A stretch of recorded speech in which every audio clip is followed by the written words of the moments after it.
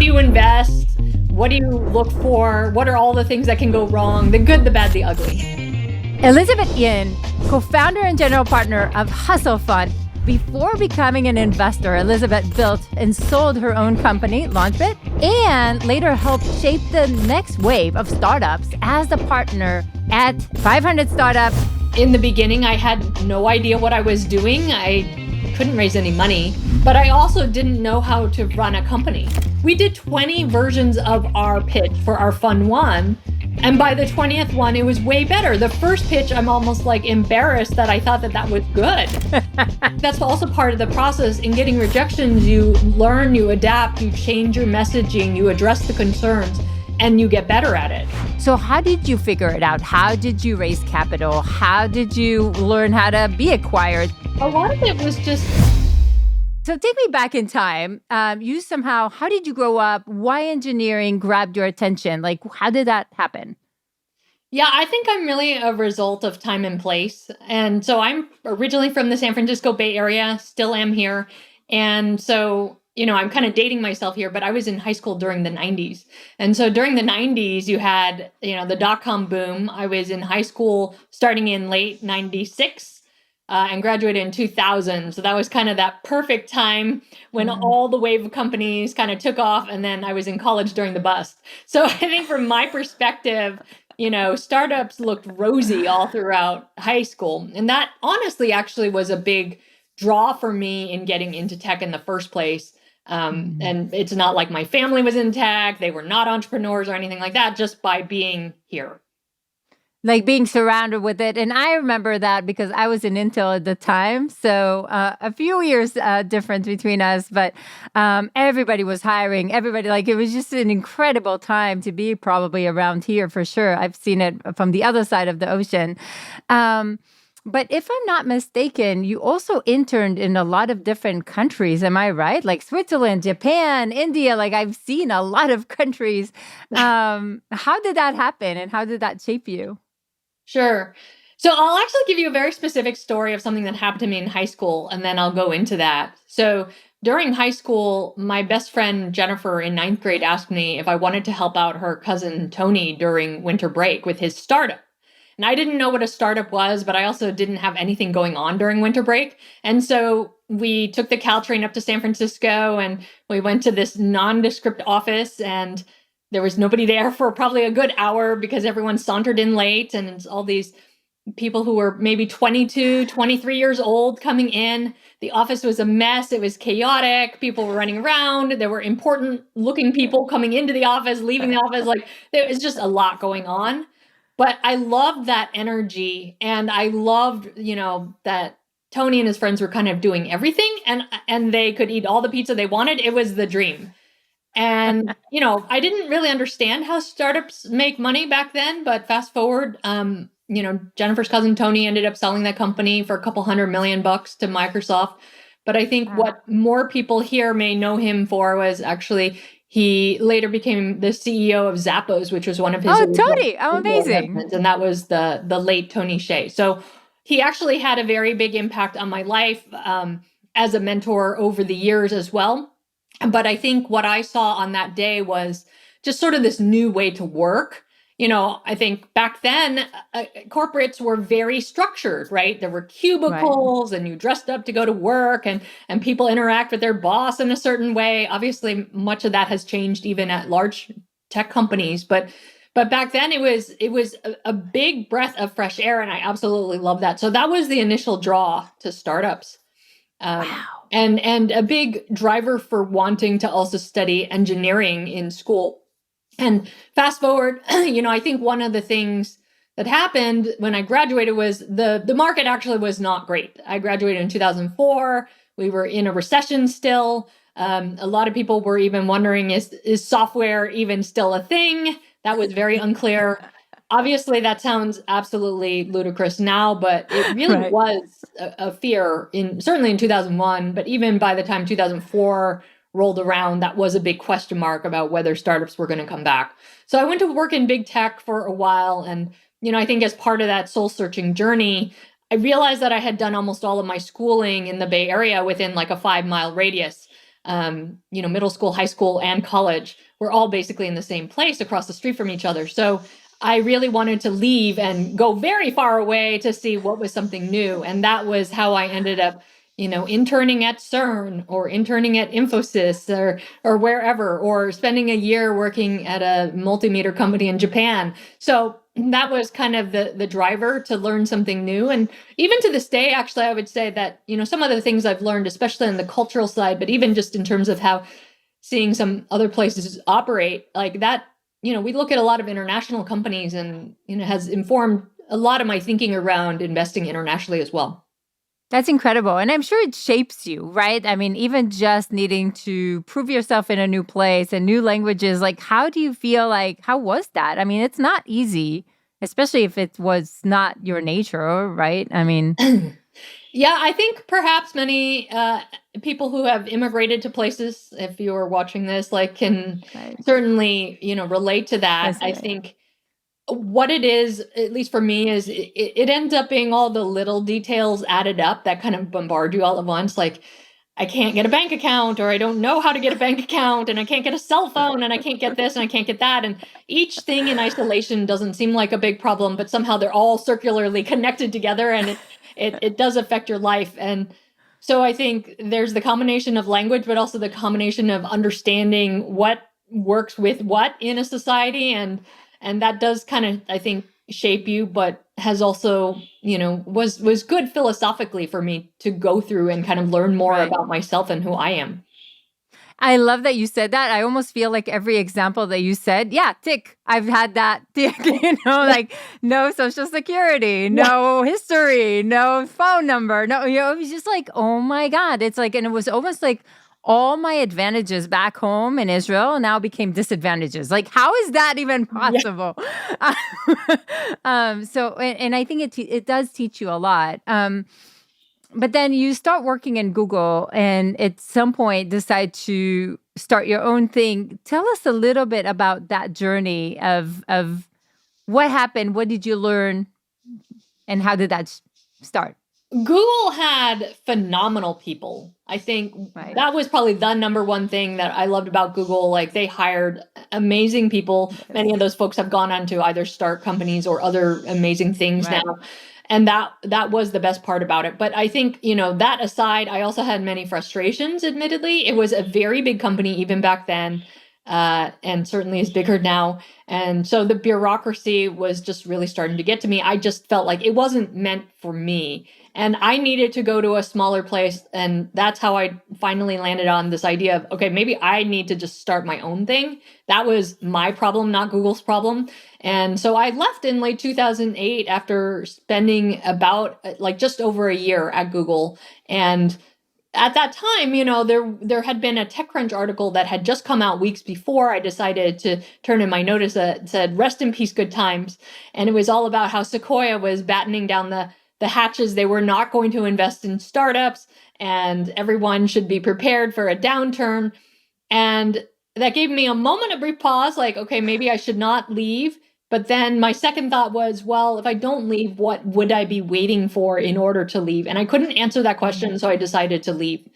And I think that ended up actually being one of the best decisions I made, and also one of the scariest at the same time. In the beginning, I had no idea what I was doing. I couldn't raise any money, but I also didn't know how to run a company.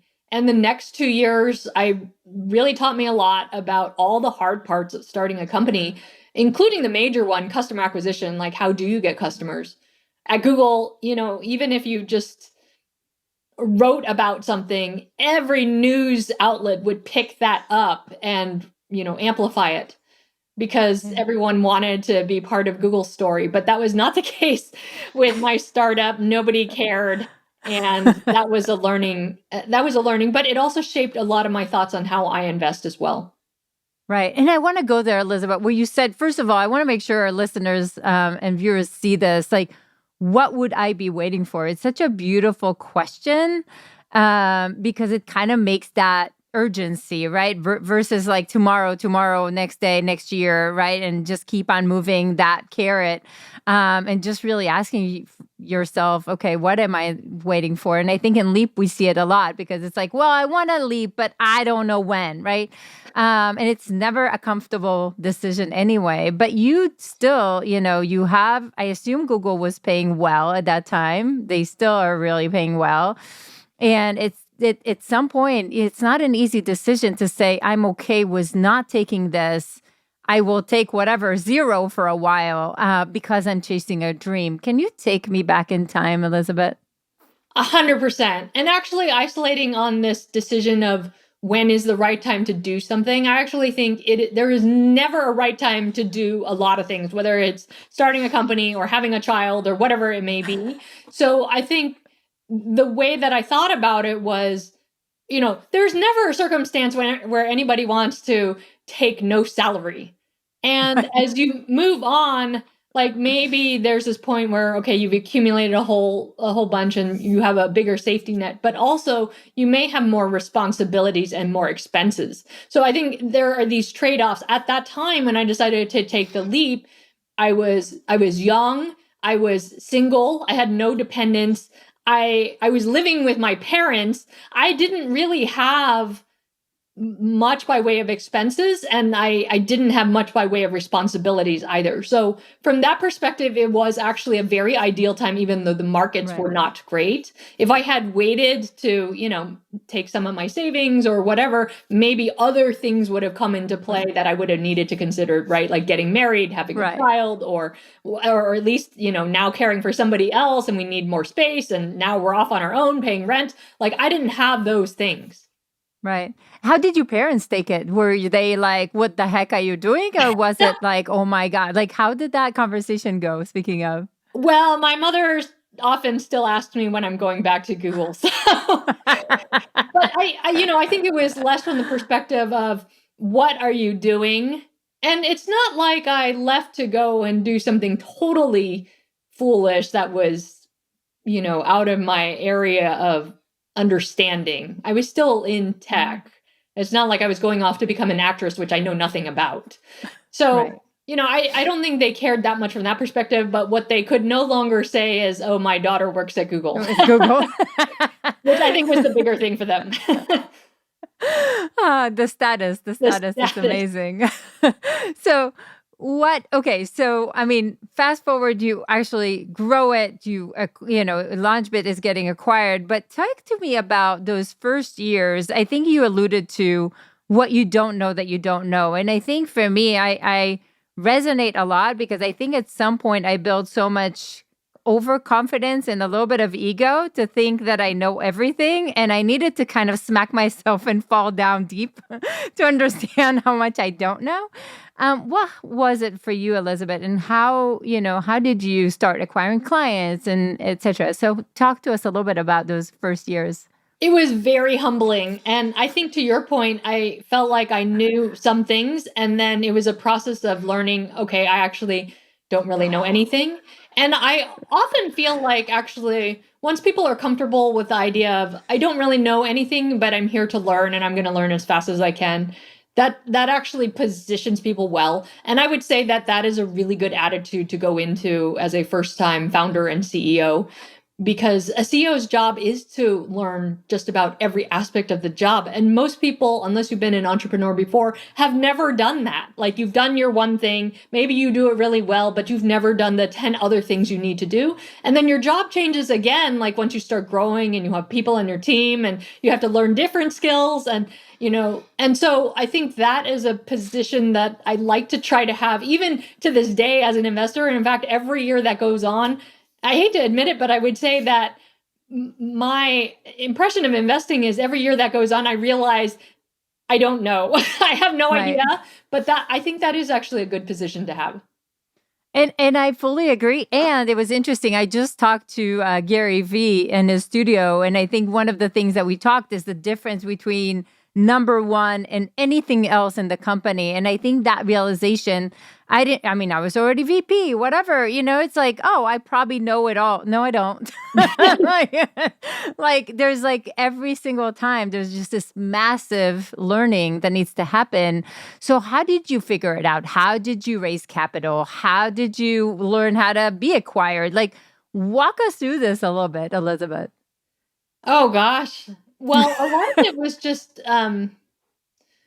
reading a lot and making a lot of mistakes, honestly. So in the beginning, I didn't know how to acquire customers. And then so you just sort of start trying things. And some of that trying things is just like, okay, well, I can email 10 people. Okay, now I can start, now that I've exhausted my network, maybe I can start to send emails to people I don't know, cold email people, right? So you just sort of take these baby steps, and then you also read about what other people are doing, and then you try those yourself. I do truly believe that to the extent possible, people should not reinvent the wheel. So if there are things working for other people, borrow them and do the same thing and see if it works for you, or modify it. And so that's kind of how I learned just about everything on the job. The problem is you're constantly learning so much about everything. So it's really like, the old adage of drinking out of a fire hose. But Right. I would say it's like, as the company goes along, then you're learning the next thing that you need to know, and you're just trying to stay a step ahead of it's too late. You should have learned that 5 months ago, but that was really the process on everything. And I think it wasn't like actually a very pretty streamlined journey. Like there was a lot of zigzagging, a lot of mistakes that I made. Everything from tactical mistakes, like customer acquisition mistakes, to working with people. I was also a first-time people manager, so made lots of mistakes in that as well. So just lots of mistakes everywhere, but you live, you learn, and it just makes you stronger. Right. And what I love, and again, we'll talk about it because I can see already how much of this you're bringing to Hustle Fund. So we'll talk about it. But talk to me, how much did you lean on amazing mentors like Tony and others? Like, how much did you lean on that? Well, I did have a number of awesome mentors around me, especially later. In the first couple of years, I would say I didn't really have many people. But once we were able to raise a little bit of money, a number of my angel investors were extremely knowledgeable about this journey. I learned a lot about fundraising from Andrew Chen, who's now a partner at Andreessen Horowitz. I learned a lot about, sort of being seed strapped or whatnot from David Hauser, who was another angel of mine who started a company called Grasshopper. So I did learn a lot of things about specific areas from specific people who are really good at that. But I wish that I had actually more of that knowledge and mentorship even earlier. It has certainly changed the ecosystem, but I'll give you an example. When I started this journey, this entrepreneurship journey, Eric Ries and Steve Blank were not even talking about lean startup yet. Like this is how sort of dark ages this was. But now every founder I meet has at least heard of lean startup, if not gone down the rabbit hole of like reading everything or watching all these videos about what lean startup is. How do you de-risk the things that need de-risking the most? How do you kind of build the minimum viable product you need to get some level of validation? These kinds of concepts or strategies were just not talked about or around. So I was kind of just shooting in the dark for a while, the first couple of years, before either some people came into the picture or actually I really just latched on to the lean startup philosophy once they did start writing about that. Right. And again, like it's true. Like now that you talk about it, like it's amazing how much has changed. And we're also going to talk about startup accelerators like 500 startups in a second. But so you bring somehow the company to an acquisition, and that process on its own, and it doesn't matter if it's big or small, that process on its own is a heck of an earthquake. Share a little bit of how that looked like for you, or whatever you can share. Yeah, the mergers and acquisition process, I would still say, is very opaque. There are not many people who talk about that on the internet. So that I think is an area of opportunity to spread more knowledge for sure. I would say that it's very akin to a fundraising process in that, you know, you cannot, like, there's that old adage, whatever, companies are bought, not sold. I think you have to, it's very hard in that you're not trying to go out and like actively sell yourself, but at the same time, to create optionality, you do have to build relationships. And this is why I say it's a little bit akin to fundraising, except even harder, because for fundraisers, at least you know all the investors you're talking with, at least for VCs, you know they're going to invest their money in somebody. It just may or may not be you. For M&A, that's not necessarily the case. A company may decide not to acquire anybody, right? Or they, Right. you know, and priorities change, and they're not just acquiring you because they think this is the best ROI on their money. They're acquiring you because there's good fit. It's got to be good strategic fit with product or culture or all these other things. There are many reasons why companies acquire other companies, but that is not a guarantee, and not necessarily what companies are actively looking for.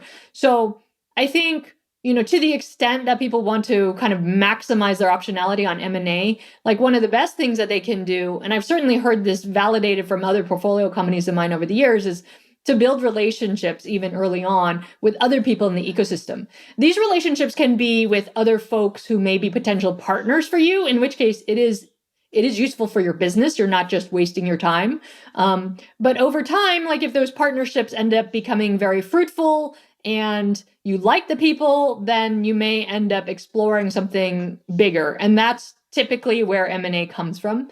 On occasion, like M&A also comes from companies who are looking to get into a strategic area and they realize they have no expertise in that area. And so they're trying to actively meet people. That's another way as well. But I think ultimately thinking about it from a partnership perspective is the best way to thinking about how to meet lots of people and why you're meeting them. And it's under the pretense of, can we work together, even, as a separate entity right now, and maybe down the road it leads to something, but maybe it doesn't. And so that's how I would approach it.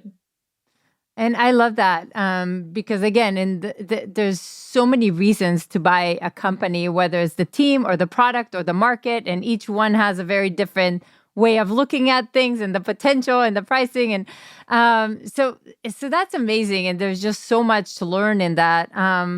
And so you sell the company and you decide to join 500 startups. Tell us a little bit about that. I think it's still before I even heard of 500 startups. So I think I was still deep in my own world of tech. But share a little bit. Why did you decide to join and how was that experience for you? Yeah. So going specifically to the LaunchBit acquisition, and again, building off of this idea of partnerships, LaunchBit was acquired by a company called Buy Sell Ads. They are a seed strapped company, but at a very high level. They own a lot of ad networks and media properties. And, we had actually been partners with them for quite a long time. And so again, going back to that, like I had known the CEO for years. We had worked with that team. We were already, had a monetization partnership all prior to the acquisition. So post-acquisition, it was actually quite easy.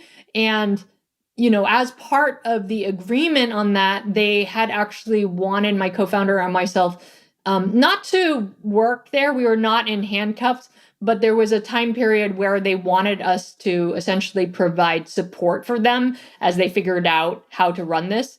As it would turn out, actually, after I think about day 2, they didn't need us anymore because my business partner, who is really thorough and great at documentation and had been writing all this documentation over the years, had handed them this handbook. It was this huge handbook of everything about how do you run the LaunchBit business. And so she said, even on day 1, here, start using this. If you need help, ping us. But then they never pinged us. so they never pinged us. And so it was very effective. And so actually, we didn't really need to do anything with them. And so at that point, I was trying to figure out, what to do and how to spend some time. And 500 Startups was the accelerator program that I had gone through with my own company. So that's how I knew them.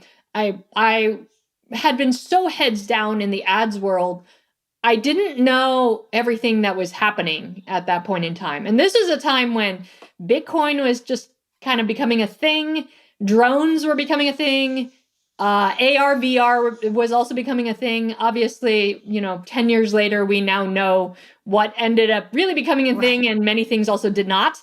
But everything, the world was very new. And I thought, gosh, I really need to learn if I want to start another company, which I wanted to. I need to learn about what is happening in the world. So I went to 500 startups. What Initially, year is this? this was in late 2014, early 2015. Got it. So if anybody bought Bitcoin back then, I'm sure you're doing great.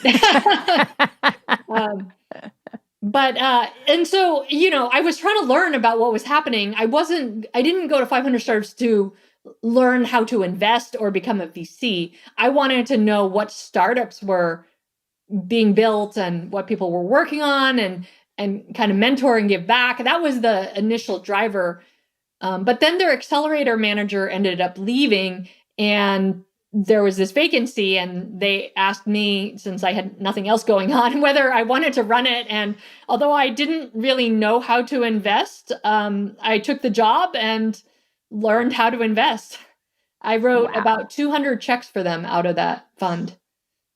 That's incredible. And if I remember correctly, there were some dramas. So you were taking in organizations with a little bit of drama, if not a lot of drama, and you needed to kind of stabilize the brand and to bring more people in. Was that a problem for you or no?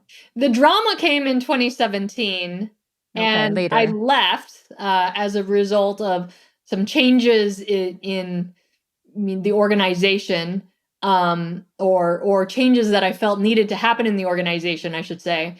And so I left in 2017 and started Hustle That's Fund when you that summer. So, but I think, for the first couple of years, it was a pretty stable place. I mean, obviously, there's always a lot of chaos with startup accelerators in general.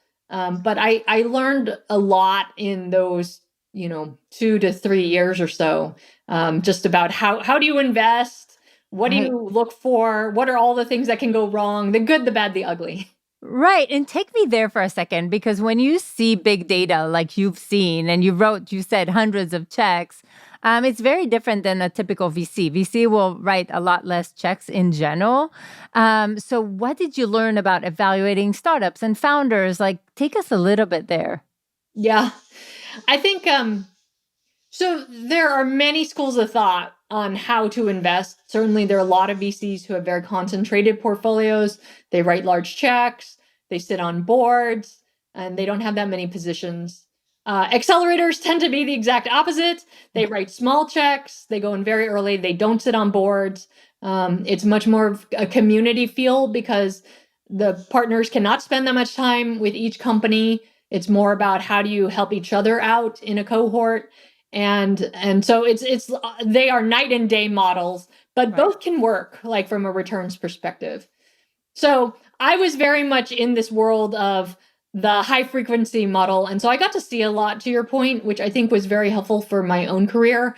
In terms of, I think my takeaways were, you cannot tell after 4 months like who is going to be a winner or how big that winner is going to be. But I learned a lot about, I guess, assessing how founders work. And what I found over the years in my best founders is that they are they're very focused on one thing at a time. Typically it's revenue, but it could be whatever.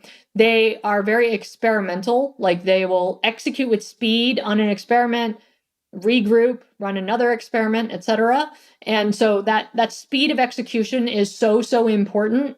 And when people ask me, well, what do you mean by that? An example is, if I see a company doing customer development, maybe they're doing it, like, maybe they're doing 100 calls in 3 days, or another team might be doing 100 calls in 3 weeks. There's a difference between the two teams, right? So the best teams just really do move fast, and they are still, like, have high quality work and throughput during that fast time. So that's actually why we call ourselves Hustle Fund, because we are looking to back those founders who have speed of execution. Hustle to me doesn't mean like burning the midnight oil. Actually, many of our best founders don't work all the time. but when they do work, they're very focused and they're focused on that one thing. And I think Right. that that's something that I found at 500 startups, at least in comparing founders. I love that. And I think Elizabeth, and correct me if I'm wrong, I think it's very easy relatively to figure out who's not going to make it. I think if you see them for a while and you see kind of the people that can't take action or really trying to get the perfection, or like, I think it's relatively easy to see like what probably will not work versus the maybe and the yes. I think they're always a problem, but I feel like it's easier to kind of say, okay, like that's not going to happen, but maybe I'm wrong. What did you see that? I think there are kind of three buckets of founders. There are certainly people in that bucket that you're talking about where it's just like, oh gosh, they are really not focused on the right things, like they move too slowly, whatever it may be, like all these issues. But the other two buckets of founders, like the difference between a great founder and call it okay or good founder, there isn't really much correlation in outcome. Right. And the reason for that is the actual business idea or business matters just as much as the founder, if not even more. I've seen founders whom I would say they're good or they're okay, but they happen to get extremely lucky in landing on this thing that everybody wants, and they can really grow their company quite well, right. And that can work. So I think that is something that a lot of investors will disagree with me on. They will say, oh, we only want to invest in the best founders. But the reality is the idea actually matters a lot. And I would say it matters more and more every year that goes by because the world is getting more competitive. So I have backed a number of people whom I would consider great founders, but they just had the wrong idea, or an idea that was in such a competitive space they couldn't maneuver or grow that quickly or grow that well. And I think there's just a lot of luck around the idea that has to be factored in here. It's not just all about the founder. Amazing. That's an interesting one. So in 2017, again, you decide to do something that for most they would call it suicide, uh, and to start your own fund. And I do think that it's exponentially harder to raise money for your own fund. You did have really good background. So the 500 startups is a huge background. Being a founder that already sold a company, that's very different. But still, raising a fund is not easy. Can you share a little bit of that journey of raising the first round for this fund? Yeah, raising a fund is definitely not easy. I think if people hate fundraising for their startup, they will absolutely hate raising money for a fund. If you do not love fundraising, I would not recommend raising a fund to anybody. I think actually that is probably one of the things that people need to consider in deciding to start a fund. How much do you love fundraising? Because you will be spending years of your life just focused on fundraising. And I think I felt fortunate in that I had done fundraising before. I got a lot of my learnings about how to fundraise as a founder. So in raising money for our Fund 1, for Hustle Fund, certainly it was hard, but I was not thrown for a loop because I was not surprised. Like I had, all the things that you go through, people ghosting you or trying to iterate on your story or whatever, or trying to close people, all those issues that you face as a founder in fundraising, you also face as a fund, if not like 10x fold. Wow. And the reason why I say 10x fold, it really is a factor of when you're a Fund 1, you're like a pre-seed startup. So a lot of institutional investors will not touch you. They may meet with you, but nobody is going to be writing a big check. And this totally makes sense, right? If I'm meeting with a pension fund that is, trying to invest teachers' retirement money, right, they're not going to invest in my Fund 1. Like they're not going to take that level of risk with somebody's money like that, right? But they may want to meet with me so that way down the road, when I've proven myself, then they'll write a check. So that means that the big money is more or less off the table. And now you're going to effectively the equivalent of angels. And many of these angels whom we went to are people who are also angel investors in a number of other startups that right. I have invested in as well, right? And so they're 25K checks. In some cases, we took money from friends at the 5K level for our Fund 1. But the thing is, you're not trying to raise $500,000 or $1 million. You're trying to raise 10 million or more. And Right. so that was really the issue with the fund. It's just a longer process as you take all of these small checks. Right. And again, I hear nightmare, stories around it. And my question is, Elizabeth, how do you not give up? Like, how do you need to meet a lot of, again, in the startup phase, you still need to meet a lot of people, but you kind of need a few yeses to at least, get going. But like you said, here the amounts are different. So you need to meet what, hundreds? I don't know. Like, Oh, yeah. how do you, right? Like, how do you not give up? How do you not just say, you know what? I have no chance. This is not going to work. Forget it. Like, how do you not give up? Well, I think it comes back to how badly do you want to be doing this? I think, and especially as it became popular to raise a fund, I think a lot of people just sort of flippantly decided to raise funds, not really understanding what was involved. But if you love fundraising enough and you know it's a numbers game, like go in with the mentality of, okay, I'm going to do 2,000 meetings on this fund and it's just a numbers game, then I think it's fine. On some level, you can actually see light at the end of the tunnel. Like, all right, we're only at meeting 500. We're just going to keep going. So, so that makes it easier, I think. And I think also, this general question of like, why are you doing this, is something that I think a lot of people should ask themselves for whatever it is they do, whether it's raising a fund or starting a Right. company or whatever their job is. And so, for us, like building Hustle Fund was not really just to play VC here, which is I think something that a lot of people thought we were trying to do. Like for us, it's actually a big mission and my life's work. When Eric and I, my business partner, decided to start Hustle Fund, we had a lot of conversations around what did we want the world to look like? Not just, Right. are we going to be a VC? But one of the things that's really important to us at Hustle Fund is like, we want to really have a lot of impact. And I think not just on the portfolio companies that we invest in, but on the broader entrepreneurial ecosystem. I think one of the things that we had struggled with in our own journeys was this idea of there really wasn't a lot of content, as I kind of mentioned at the earliest stages. That has changed a bit now. There really wasn't a lot of help, like from a network's perspective, and there really wasn't a lot of funding at what I would call pre-seed. There was some funding at the seed stage once somebody got to maybe $10,000 per month in revenue, but at pre-seed, nobody wanted to take a bet. Like when we started Hustle Fund, I could count maybe a handful of pre-seed funds on one hand. Now there are more, but back then when we started Hustle Fund, pre-seed was not an area most investors wanted to touch. And even to this day, most investors don't want to touch pre-revenue companies. So for us, it was much more about a mission of like, can we help founders at the earliest stages, like provide capital, knowledge, and networks? And even I think beyond our portfolio companies, can we get more knowledge out there to help other people, even if they are not raising from us, help other people raise money or help other people kind of get connected to help jumpstart their businesses. So it was more of a life's work type of thing rather than, we're trying to play VC. I love that.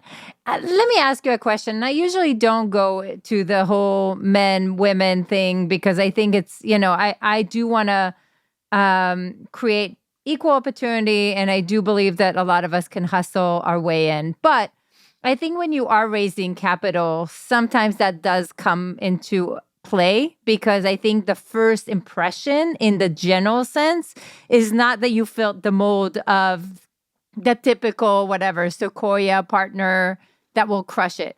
How did that, was that a thing for you? And, is there something that as women can we do differently or as society can we do differently? For sure. I mean, I think like you, I don't usually, spend my time thinking about it, but it does show up. I would say it actually showed up a lot more when I was a founder. So I'll give you an example. When I was pitching this angel investor at a Starbucks once for my company, LaunchBit. At the end of the meeting, I asked him, "So what do you think?" And he said, "I don't want to say the wrong thing and call you a meek Asian woman, but I question how you'll lead a company of 100 people." And my head just went racing there because I was thinking, on one hand, he is not calling me a meek Asian woman, but I guess he kind of is. But he just did. And he just did. And now I have to come up with a response really quickly, because otherwise I will seem like a meek Asian woman. Anyway, but I think, as much as I have thought about that moment a lot and replayed it a lot in my mind, you could flippantly say, oh, he was kind of an asshole for saying all that, but it was also a gift.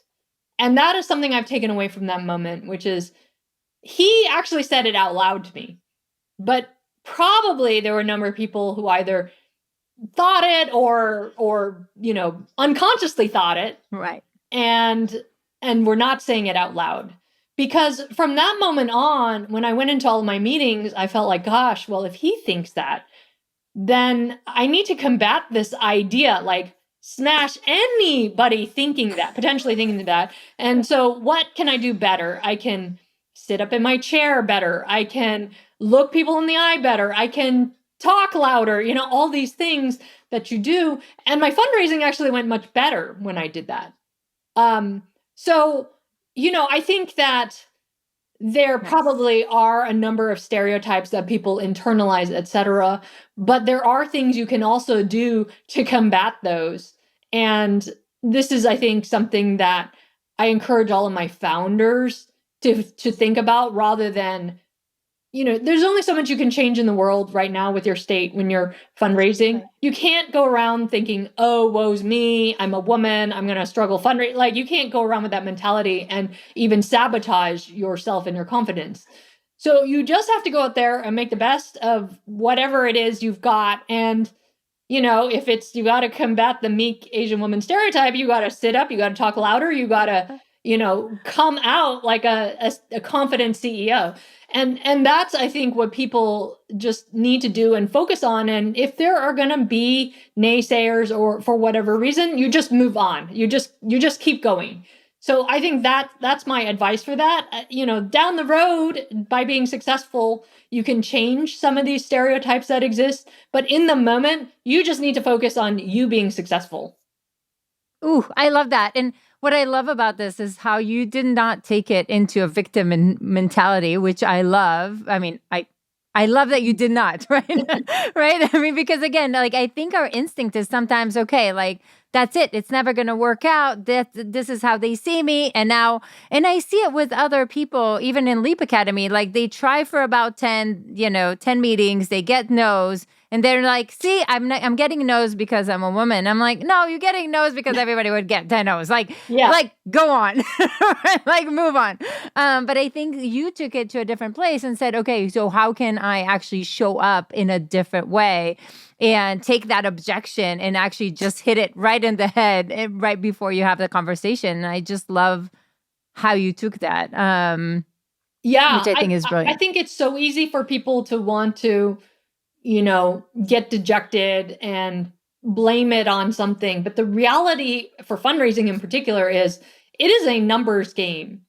Lots of people get rejected. Even all the companies you read in TechCrunch who are very successful, run by white men from MIT or whatever, like everybody gets lots and lots of rejections. So you just need to go out and have lots of meetings.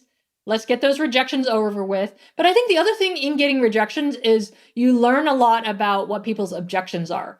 And then you have to be able to adapt to those. Like, okay, they said this. And then you have to decide, is that like a legit thing? If you hear the same comment like 2 or 3 times, it is a legit thing that has to be answered, even if you are right and they're wrong, but you have to address it. And so I think that is why it actually takes a while, because your version 1 of your pitch will have objections. You can't possibly think about all the things people will object to. And then your version 2 gets better. We did 20 versions of our pitch for our Fun 1. And by the 20th one, it was way better. The first pitch, I'm almost like embarrassed that I thought that was good. Right? And so I think that's also part of the process. In getting rejections, you learn, you adapt, you change your messaging, you address the concerns, and you get better at it. And that is just like, running a company. You learn, you get better, you iterate. Everything is an iterative process. And it ties right into the speed of execution that you talked about, because that's what it's about, and which is incredible. So for people who are maybe listening to this and saying, God, this is so hard. I want to be an entrepreneur, but I'm scared. I don't know if the money will be coming in. I don't know how to raise capital. Um, what are some of the main things that they need to listen to? And again, some of it is just what are the objections? What are people saying? Speed of execution, right? What else? What are the common mistakes that you're seeing that you feel like if people wouldn't have known that, they would have changed? Well, I think knowing yourself and why you're doing the thing you're doing is really important. And I think along these lines, you don't actually have to raise money for your business. You can still be an entrepreneur and not raise money. And I think that sometimes people get caught up in reading the articles about how so and so raised $100 million and think they want that, but really to get that you have to do a lot of fundraising. and so you like being very self-aware about what is it I like doing, where's my skill set, et cetera. And it may not, the conclusion may be, I actually don't want to fundraise. And I think that's perfectly fine. And then thinking about, all right, well, what are the businesses then that I can do that is not reliant on fundraising? And there are a lot of those. So I think that's the kind of thing I wish people would be more thoughtful about. Like, what if I can't fundraise? Because that is a legit question, either because people won't invest in you or because the market is bad, whatever it may be. And if you can't fundraise, then what? Like, are you going to continue anyway? Is that going to be okay? Like, just playing out all the different scenarios of what would set you up for success and what is it that you really want. Right. And one of the things that we share with, our clients, I decided not to raise capital for Leap Academy. Yeah. I've raised before. And we're 7% of the fastest growing companies in the US. You know what I'm saying? Like, I don't think that necessarily is it easier or harder. It's just different. And it means that you need to look at things different. And there's some companies that it's impossible because you need to raise capital. But some companies, that actually the best way to check the market fit and to see if you can actually make it grow, right, on its own.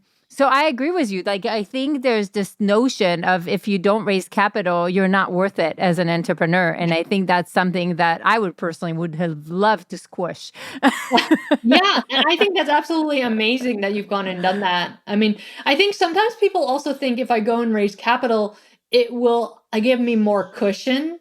And I actually think that's not necessarily true because I think once people raise capital, there is more pressure to spend the money from investors. Like investors don't want you to just sit on, let's say, $5 million. So you don't actually necessarily have more cushion. And so it's just different, I think. Right. And then in terms of like, is it easier once you have money? Not necessarily, because you have a whole nother task of investor relationships or raising the next round or, whatever it may be that you don't actually have in a bootstrap company. You don't have those extra tasks, right? So there's pros and cons for sure, but it really comes back to, I think, what is it that you as the entrepreneur actually want to do? And what do you think your own skill set and also personality is suited for? Right. And I think you have to be very creative when you don't have that much capital. So you're kind of forced to figure out that creativity versus to create these leaky buckets that you just pour money into and realize that, oh, never mind, that didn't work out. But one of the things that I wanna take you for a second, Elizabeth, is there something that maybe people don't necessarily know about you, or maybe it's something in your childhood that built you towards that kind of resilience to be able to get so many no's and to continue? Do you think there's something that helped you become that?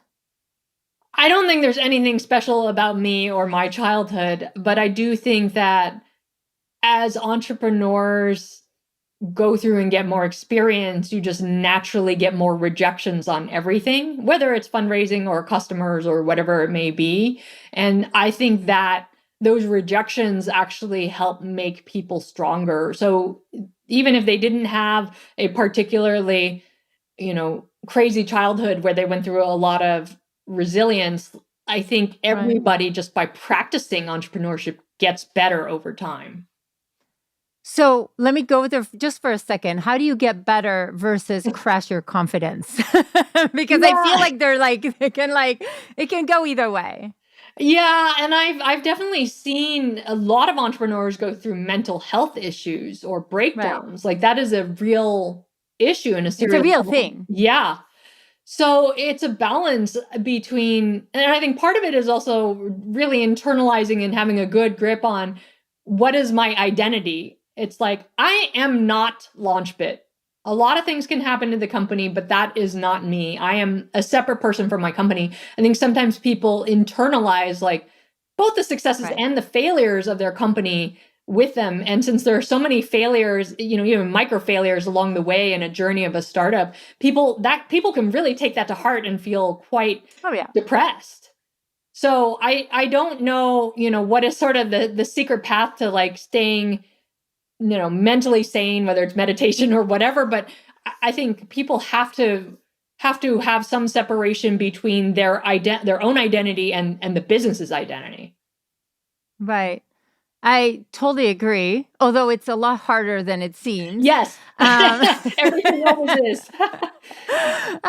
so let me ask you, maybe it's a personal question. You feel uncomfortable answering, that's fine too. You mentioned Tony, which I think for a lot of us was very inspirational, but also a very shocking end to the story.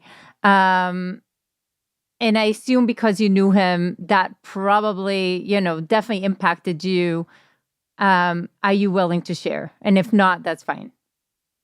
Yeah, gosh, I'm glad that a couple of years have passed since then. It was a very hard time. I think for people who are listening who People don't maybe don't know, maybe know, share a little bit. Tony died in a very tragic accident, but sort of drug fueled accident. And I think for many people felt was representative of how his life had become, where, you have this guy who was very successful in just about everything he touched. And frankly speaking, he was very, very good at running companies, and almost everything he touched in life was a success, even from when he was a child.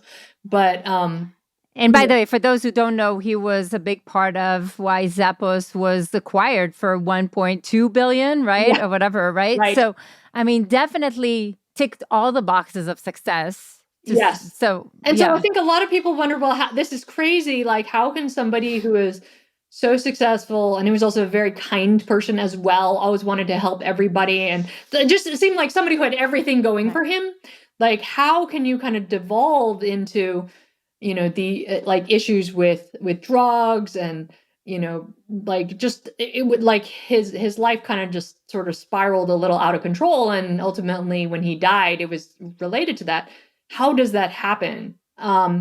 And I don't know the answer to that, and I think it's something I've certainly thought a lot about over the years. But what I do think about is, I think it's really important for people to have, coming back to this idea of like, why is it that you're doing the thing that you do? Like, what is your purpose? I think that is so, so important for people, whether you're Right. successful or not, because I think ultimately there is only so much that money can get you. And here's an example of somebody who had just about all the money you could have ever wanted in the world. But you need to have like that mission. You need to have like the thing Right. that keeps you going, that is beyond yourself. And I think that is something that I, really have doubled down in thinking about over the last few years. No, I appreciate your sharing because I think for all of us, this was a really shocking moment. And I think it also brought a lot of the mental anxiety and things to surface. Actually, one of the people that, one of the most interesting conversations I had here on the podcast was the president of Starbucks. Yeah. And he basically said that the minute he retired, he almost killed himself. And I was just like, what? Like, you were the president of Starbucks. Like, how can you I mean, that's like the ultimate success. And he's like, I lost so much relevance. I couldn't live with that. And I think just hearing that and realizing the impact of just what you're saying, like losing that passion and losing who you are and who you want to become and continue to become is just like a really interesting realization. And it's so important, I think, going back to this idea of your identity is not your entities, et cetera. Like, a thing I often see founders go through, even if they've had a successful exit, like after the exit, they actually get really lost. And I feel like I had a little bit about that for myself, which is, you had this feeling of emptiness. Like the thing that I had been working so hard on for years is now gone. I don't know who I am. I don't know what I'm doing. Like, what is going on? And I think actually that is a feeling that many people do not expect to have when their company is going to be acquired. People think, oh yeah, my company's going to be acquired. I'm going to, bring out the champagne and like celebrate or whatever. But that emptiness is a real feeling that I see a lot of people go through. And so this is where I do think there needs to the extent possible, have this separation between this is your company, this is you. Whatever happens to your company, good or bad, is not you. Because I think that can cause some problems when people get too tied up in the thing that they're working on. Then all of a sudden the thing they're working on is not there anymore. Right. And I agree, because that emptiness was there for me when my first company was acquired. And to some extent, Leap Academy is part of that. Like, it's like I had to reinvent myself, figure out what on earth do I want to do next, and how do I take myself to a next level. And I think I was like, how is there no home for me, for somebody like me, very driven? It's not about who you can do it. I'm like, I know I can do it. I just don't know what. And I was just like, how is it not possible? And I think this is kind of a big part of that emptiness. So, oh my God, I love this conversation. I can probably talk to you for hours. But what is something that, if you look back at Elizabeth, that is, I don't know, like earlier in your career, what would you want somebody to tell you? What advice would you give to yourself? Oh gosh, there are a few different things. One is on the financial front of like, I learned about angel investing through a couple of friends of mine who were startup founders. And this was actually when I was still building my own company, and my friends were too. They had not yet had exits or anything like that. And I learned that they were writing angel checks, really small, like $1,000 in some cases, but they were starting to build a portfolio. And that's not something that is really talked about very much at all. Like in my mind, I thought an angel investor needed to be, I don't know, writing checks of $100,000 or $25,000 or whatever it is. And I thought you needed to be super rich to be able to do that. But here were my founder friends doing this. And I didn't learn about this until, fairly late into the startup journey. And certainly I was in my 30s by then. I wish I had known about this like much earlier in my 20s. And it's kind of for twofold. One, I actually believe that to build a good investment portfolio, it's not about investing in startups. You have to have good foundational things like index funds, et cetera. But I do think that if you are in the startup world, you're meeting a lot of great people, and maybe you have some level of, taste, because you're meeting amazing people, and it is a good sort of kicker as an investment, and you get to kind of learn. And then the second thing is it actually helps you build network. So outside of the ROI of the actual investment, if you think about it as sort of the equivalent of an MBA degree or whatever, or some sort of, degree, like that network actually ends up becoming very valuable. It allows you to meet other angel investors who could potentially invest in any of your ventures, et cetera. And that was just something that I wish I had learned a lot earlier, that I think, some people were already doing, but probably most people don't talk about or know about. Ooh, I love that, Elizabeth. I think that's brilliant. I mean, I think Leap Academy does talk a lot about portfolio careers, because I think that's kind of where the future is going anyway. Like, people will do multiple things, whether it's investing or public speaking or writing a book or whatever. Like, people will do multiple things in their life. And I don't know why nobody teaches that, but it's a really interesting idea to also just, for a small amount, to play with understanding the investment and creating portfolio and getting the network. And so I just love that idea. Yeah. Yeah. So amazing. So thank you so much for this amazing conversation, Elizabeth. I had a blast, and I hope the listeners did too. And thank you. Well, likewise. Thank you so much for having me on your show. More episodes that you're going to love are right around the corner. So definitely make sure to click the like button and subscribe to our channel. Also, who in your life should see this today? Do share this with them. This will inspire and help those you care about, and helps us continue to bring amazing guests. And I will see you there.